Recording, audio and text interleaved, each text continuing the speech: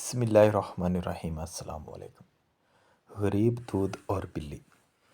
غریب مزدور کی بیٹی نے کیتلی میں دودھ گرم کیا، اس کا ڈھکن اٹھایا اور ٹھنڈا ہونے کے لیے تھوڑی دیر کے لیے چھوڑ دیا۔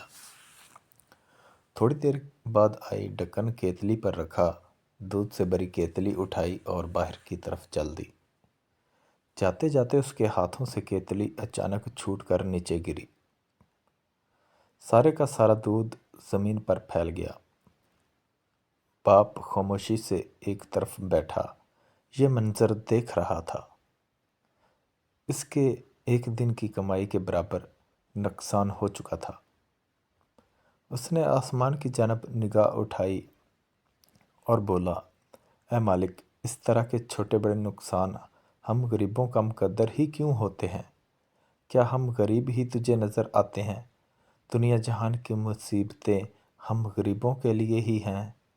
غرض وہ کافی دیر تک اللہ کے سامنے شکوہ کرتا رہا اور پھر خاموش ہو گیا۔ تھوڑی دیر بعد اچانک اس نے عجیب منظر دیکھا۔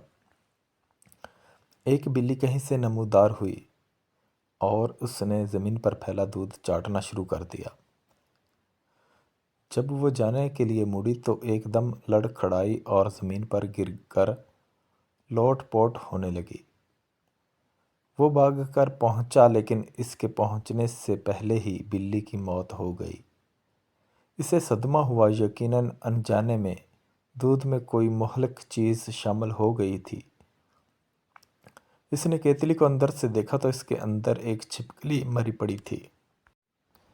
اسے خیال آیا کہ اگر یہ دودھ زمین پر نہ گرتا تو کیا ہوتا؟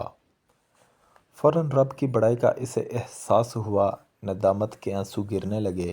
وہ بیٹھے بیٹھے زمین پر سجدہ ریز ہو گیا۔ یا اللہ معاف کر دے کا ورد کرنے لگا۔ وہ کہہ رہا تھا، یا رب، تیرے ہر کام میں کوئی نہ کوئی مصلحت پوشیدہ ہوتی ہے۔ ہم کتنے نادان ہیں کہ چھوٹے سے چھوٹے نقصان پر تقدیر کا گلہ کرنے لگتے ہیں۔